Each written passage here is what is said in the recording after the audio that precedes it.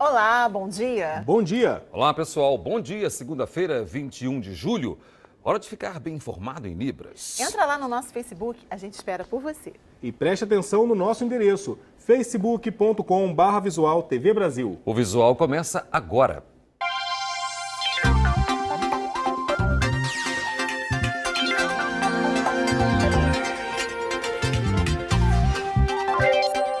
Em todo o Brasil, as padarias faturam 70 bilhões de reais por ano. E a maioria delas é formada por micro e pequenas empresas. E o segredo do sucesso é diversificar os produtos oferecidos. Café da manhã, almoço, o pessoal reunido depois do trabalho. Tudo isso em uma padaria. Tem até comida japonesa por quilo. Para nós, que a gente vive correndo, acaba economizando tempo, principalmente. Você pode almoçar, pode fazer o lanchinho, que é o meu caso, né? Claro, aquele pãozinho quentinho e os doces não podem faltar. Mas as padarias tiveram que se diversificar para atrair mais clientes. Hoje dá, por exemplo, para fazer uma comprinha de emergência e, quem sabe, levar até para casa o feijão nosso de cada dia. O gerente Carlinhos trabalha no ramo há 28 anos e acompanhou essa mudança no perfil das padarias. Eu acho que boa parte nós devemos isso aos supermercados grandes, né? Que eles tentaram engolir as padarias e as padarias teve que se mexer. No Brasil, são mais de 60 mil padarias que movimentam por ano uma média de 70 bilhões de reais. Em 2013, esse valor correspondeu a quase 1,5% do PIB nacional. Num mercado em crescimento e altamente competitivo, é preciso investir em boas ideias e inovações. Seu Roberto vê com bons olhos as mudanças, mas para ele o mais importante é poder comprar o tradicional pãozinho bem feito, recém-saído do forno. A padaria precisa ter pão, né? Se não tem pão, como é que faz, né? O Brasil tem cerca de 45 milhões de pessoas com algum tipo de deficiência, de acordo com o último censo. E mesmo com a lei de cotas, ainda há pouca ocupação dessas pessoas no mercado de trabalho formal, não é isso? E 2 estudos tentam superar o problema. Fernando trabalha no almoxarifado em uma obra na zona sul de São Paulo. Ele tem uma prótese na bacia que limita seus movimentos. É no quadril, então tem bastante dificuldade de abaixar, né, para pegar material no chão, essas coisas. Valmir, coordenador de RH da empresa em que Fernando trabalha, conta que ainda há dificuldade em cumprir a cota de pessoas com deficiência. A gente vai procurando as obras que já tem condições de colocar um deficiente. A gente busca adequar o melhor possível para ele. E busca no mercado, que é difícil também. A inclusão de pessoas com deficiência no mercado de trabalho formal ainda é um desafio, mas 2 pesquisas apontam soluções de emprego para as áreas de construção civil e saúde. Por exemplo, o nanismo, que são pessoas com altura inferior a 1,40 m, que poderiam na construção civil, por exemplo, sem nenhuma adaptação, assumir a função de azulejista. Na área da saúde, por exemplo, uma pessoa cadeirante poderia estar assumindo cargos de supervisão dentro da área de enfermagem. Olha, um projeto da Universidade Federal do Pará, a UFPA, quer desvendar uma história que não é contada nos livros. Arqueólogos pesquisam vestígios no engenho do Murutucu para compreender melhor como era a vida nas senzalas. Com o passar dos séculos, as camadas do solo encobriram uma parte da história. Um projeto da UFPA tenta resgatar elementos que contem como viviam os escravos na senzala durante o século XVII. O estudo é realizado neste sítio arqueológico, conhecido como Engenho do Murutucu. Essa é uma área que já vem sendo pesquisada há mais de 20 anos, né? Já teve trabalhos aqui tanto da universidade como do Museu Guild, e a gente está retomando essa pesquisa na perspectiva de estar encontrando aqui a área onde seria a antiga senzala do engenho, né? E também sendo espaço de treinamento para os alunos. Para mapear o espaço, todo o sítio foi dividido em 3 partes, onde foram feitas as escavações. O material coletado aqui, como pedaços de louças e vidros, devem passar por um exame de laboratório. Esse procedimento irá definir quais eram os costumes dos habitantes da época. Mauro é americano e estuda arqueologia na Amazônia desde 2005. Ele é responsável pela coleta e análise do solo. A gente pode fazer vários tipos de análises e usar esses resultados para tentar identificar áreas de atividade dentro da senzala. Por exemplo, onde era cozinha, onde era área de dormir, ou pátio, fogueira. O engenho do Murucutu foi um dos engenhos mais prósperos do século XVIII. Pesquisas arqueológicas tentam descobrir a história por trás dessas ruínas. O primeiro registro de um espaço aqui no engenho foi a capela, construída em 1711 pelos padres carmelitas. Desde 1981, o engenho tornou-se monumento histórico, tombado pelo Instituto do Patrimônio Histórico-Artístico Nacional, o IPHAN.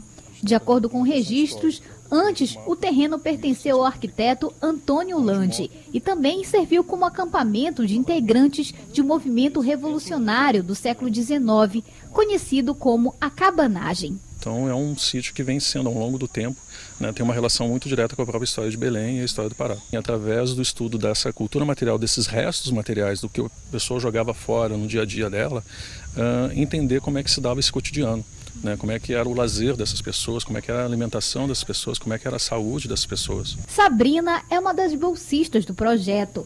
É a primeira vez que ela participa de uma escavação e sabe da importância histórica que esses registros pretendem contar. O que a gente tem, o que a história revela normalmente, é a história de quem comandava, dos senhores do engenho, mas as histórias dos escravos, de como eles moravam, não. Então, encontrando esses artefatos, a gente consegue criar um discurso, nós criamos discursos a partir do objeto e a realidade. No sertão pernambucano, um grupo de educadoras de uma comunidade indígena tem uma forma diferente de trabalhar os conteúdos didáticos na escola.